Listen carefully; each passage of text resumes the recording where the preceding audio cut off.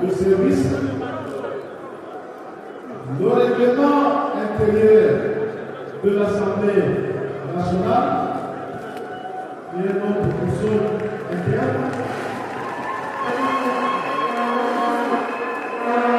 la Constitution de la République de notre pouvoir fondamental, la suprême, ainsi que son rapport symbolique.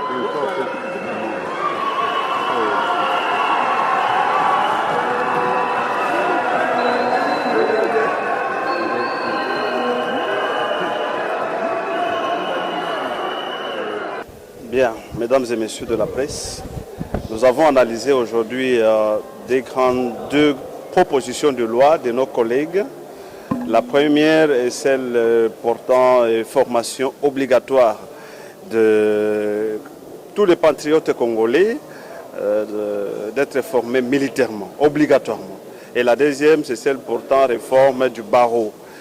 Et pour la première loi, celle de la formation obligatoire de la formation militaire, nous, en tant qu'élus, personnellement, je m'inscris en faux parce que être formé militairement, ça doit être d'abord un problème personnel, le consentement de l'individu, etc. Et non être obligatoire. Aujourd'hui, la République démocratique du Congo, notre cher et beau pays, fait face à un problème de nos Wazalendo. Les Wazalendo, ce sont des patriotes, comme on les appelle, mais aujourd'hui, qui n'obéissent à aucun commandement militaire formel.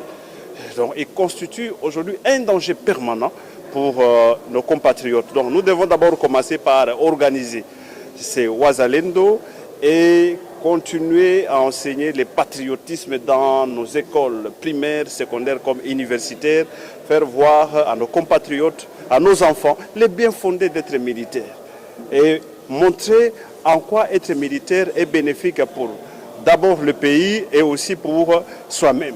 C'est ce que nous disons que nous nous sommes inscrits en faux. Mais deuxièmement, quant à la réforme sur le barreau, vous allez comprendre que les soucis majeurs des initiateurs de cette proposition de loi, les soucis, c'est d'écarter les défenseurs judiciaires. Petit à petit, il faut donc les écarter et ne rester qu'avec les avocats. Alors que dans toutes nos provinces et dans nos territoires, les 145 territoires, vous allez trouver qu'il n'y a pas d'avocats.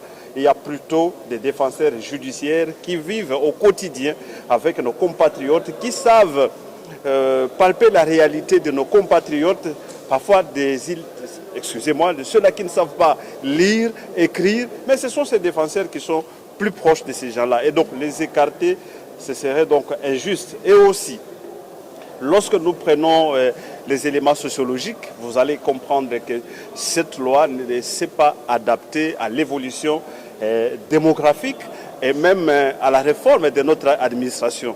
Donc aujourd'hui, dans la ville de Kinshasa seulement, nous parlons, il y a plus ou moins 20 millions d'habitants, mais avec 9000 avocats.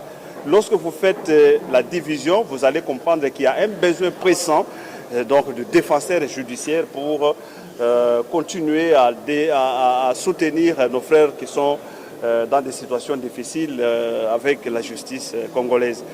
Donc, nous avons estimé à notre niveau qu'il y a écarter les défenseurs judiciaires, c'est aussi violer notre constitution à ses articles 13 ainsi que 19. Sur le plan technique, donc, il y a inconstitutionnalité. Voilà donc, mesdames et messieurs, c'est à quoi nous avons expliqué notre position, et aussi sur le plan philosophique, bien sûr, ou encore politique.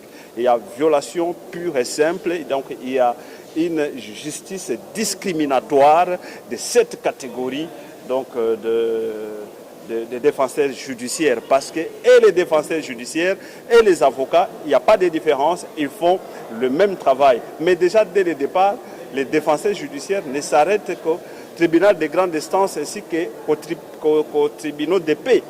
Donc, déjà, il y a cette discrimination. Alors, ces gens-là qui ne sont pas payés par l'État, qui font le bénévolat, Aujourd'hui, ils ont des familles. Les écarter, c'est sacrifier tous ces gens-là. Nous nous sommes inscrits encore en faux lorsque celui qui a proposé dit qu'il faut rémunérer, payer les avocats. Mais non, lorsque une loi propose une charge, cette même loi doit encore proposer les sources de revenus, des recettes pour prendre en charge ces avocats-là. Et donc, nous nous inscrivons en faux, nous allons continuer ce travail en commission pour apporter notre expertise, nos éléments pour que cela ne puisse pas passer, pour ne pas préjudicier les uns et les autres. Voilà.